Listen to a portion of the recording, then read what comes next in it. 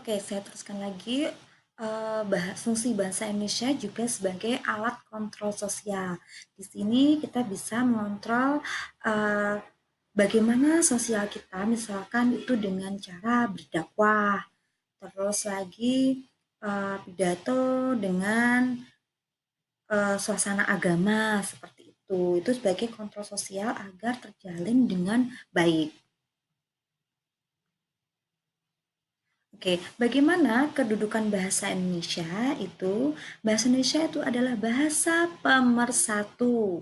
Nah, seperti tadi yang sudah saya jelaskan bahwa kita ada berbagai macam suku, budaya, dan sebagainya. Itu bahasa Indonesia bisa menjadi pemersatu. Jadi bahasa kita tidak macam-macam, satu bahasa.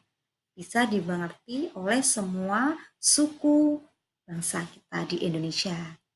Oke, bahasa Indonesia sebagai bahasa nasional. Nah, digunakan juga sebagai bahasa nasional. Berarti bahasa eh, yang tadi sudah saya jelaskan juga yang tidak resmi, yang bebas, yang bisa digunakan untuk nasional. Oke, yang ketiga yaitu sebagai bahasa negara. Nah, di negara kita bahasanya digunakan yaitu bahasa Indonesia. Dan kedudukan bahasa Indonesia itu adalah sebagai bahasa baku. Jadi, untuk kenegaraan dan sebagainya, kita juga menggunakan bahasa baku ini.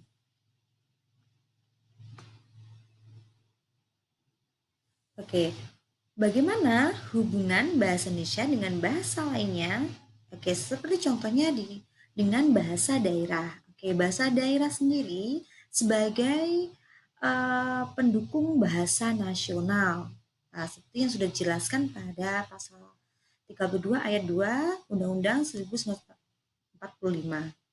Dan yang kedua yaitu bahasa pengantar pada tingkat permulaan sekolah. Oke, di sini kadang di beberapa daerah itu siswa kelas 1 atau PAUD itu belum bisa untuk menggunakan bahasa Indonesia. Jadi mau tidak mau itu kita sebagai guru itu harus menggunakan bahasa daerah terlebih dahulu untuk menuju mereka memahami bahasa Indonesia. Oke, yang ketiga yaitu bahasa daerah adalah sebagai sumber kebahasaan untuk memperkaya bahasa Indonesia. Nah, misalkan ini contoh saja ya yang sudah saya temukan yaitu getuk lah. Getuk itu kan nggak ada ya bahasa Indonesianya, yaitu getuk kan dari ini ya, eh, ketela dan gula, miras, seperti itulah. Itu juga digunakan di dalam bahasa Indonesia, getuk ini ya. Padahal itu dari Jawa ya. Oke, yang keempat yaitu pelengkap bahasa Indonesia di dalam penyelenggaraan pemerintah pada tingkat daerah.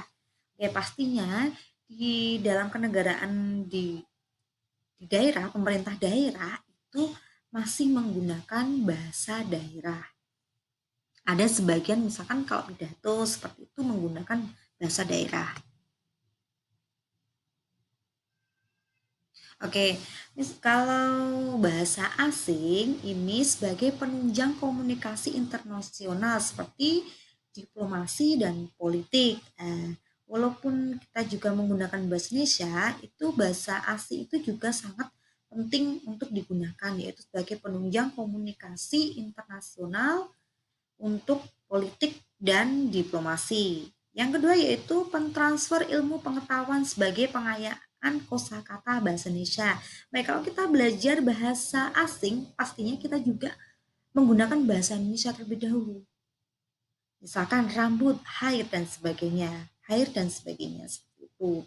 Jadi sebelum kita belajar bahasa Inggris atau bahasa asing lainnya, China, Jepang, Jerman, itu pastinya kita juga harus ada transferan bahasa yaitu menggunakan bahasa Indonesia.